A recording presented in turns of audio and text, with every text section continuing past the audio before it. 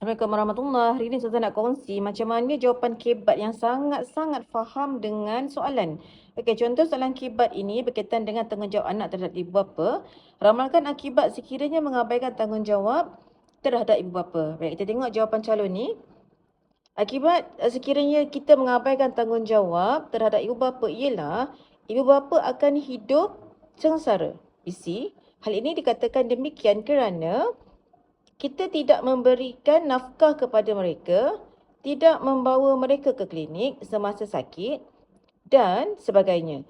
Huraian, kesannya mereka akan mudah jatuh sakit kerana tidak memberi ataupun tidak diberi ubat-ubatan. Huraian lengkap. Kesimpulannya, kita hendaklah menjalankan tanggungjawab kita sebagai seorang anak agar keluarga kita sentiasa sihat dan hidup harmoni. Baik, 4/4. Dan calon ini keseluruhan latihan ini dia mendapat 10/10. Ya, jadi ini cara bentuk. Bentuk yang betul-betul faham apa akan jadi pada ibu bapa sekiranya anak tu tak jalankan tanggungjawab. Baik, okey, ini contoh boleh ikut seperti calon ini. Okey.